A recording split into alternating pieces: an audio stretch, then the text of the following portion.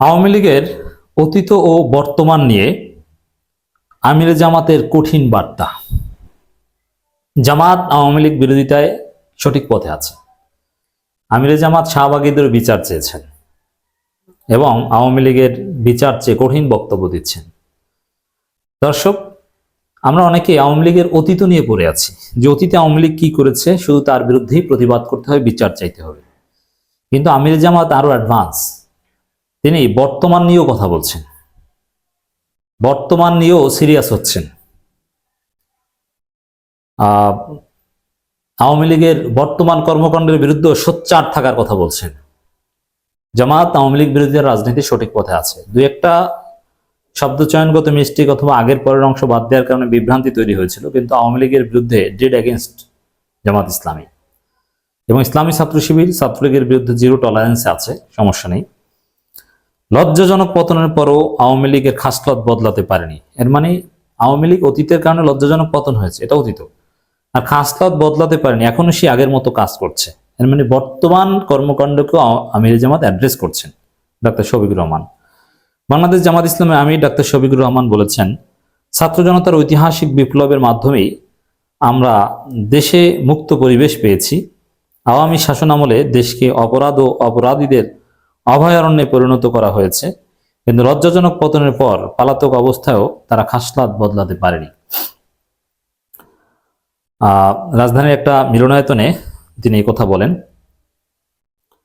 জামাত ইসলামের আমির ইউনিয়ন পর্যায়ে, থানা পর্যায়ের প্রোগ্রামে অংশগ্রহণ করছেন। ডাক্তার শফিকুর রহমান বলেন, বিগত 15.5 বছরে আওয়ামী বাকশালীরা দেশে তাণ্ডব চালিয়ে ত্রাসের রাজত্ব কায়েম করেছিল, কিন্তু ছাত্র জনতা ঐক্যবদ্ধ প্রয়াসের মাধ্যমে তাদের সকল চক্রান্ত মাটির সাথে মিশিয়ে দিয়েছে, যা আমরা কল্পনা করিনি এবং তা পতিত স্বৈরাচারেরও কল্পনার বাইরে ছিল, এবং সবকিছু হয়েছে আল্লাহ তাআলার পরিকল্পনা মাফিক। মূলত তারা মানুষের রক্ত নিয়ে খেলছে। তারা 28 অক্টোবর প্রকাশ্য রাজপথে মানুষ পিটিয়ে হত্যা করেছে। দেখেন, এখানে একটা জবাব। আমিরে জামাত আওয়ামী লীগকে ক্ষমা করে দিয়েছেন, আওয়ামী লীগের অপকর্ম নিয়ে কথা বলছেন না বা বিচার চাইছেন না। কই, সে 28 অক্টোবরকে আমিরে জামাত ভুলেছেন? সেনা সদস্য 28 অক্টোবর এটা বারবার বলছেন, মানে এগুলো বিচার করতে হবে এবং চলছে। জামাতের পক্ষ থেকে যা করার করছে, জামাতের পক্ষ থেকে অনেক মামলা হচ্ছে। তবে হ্যাঁ, কিছু ঘাটতি আছে, এই সমালোচনাটা করতে হবে। যেমন একটা কথা আমিরে জামাত যেটা বলেছেন, যে ব্যক্তি যদি মামলা করে জামাত সহযোগিতা করবে না। সাংগঠনিকভাবে জামাতের যেসব লোক জুলুমের শিকার হয়েছে, সেখানে ব্যক্তি বলতে কোনো সত্তা নেই। যে ব্যক্তি জুলুমের শিকার হয়েছে আওয়ামী লীগের কাছ থেকে জামাত করার কারণে, ওটা সংগঠন দেখবে, ওটা ব্যক্তি কেন দেখবে? ব্যক্তি মামলা করতে চাইলে জামাত হেল্প করবে, মানে এখানে ব্যক্তি আর সংগঠন আলাদা করার থিওরিটাই জামাতের ভুল। অতএব ব্যক্তি জামাত, জামাতেই ব্যক্তি। জামাতের পক্ষ থেকে যারা নির্যাতিত হয়েছে তাদের কিন্তু এই হুকুম প্রযোজ্য। অতএব জামাতকে মামলা করতে হবে।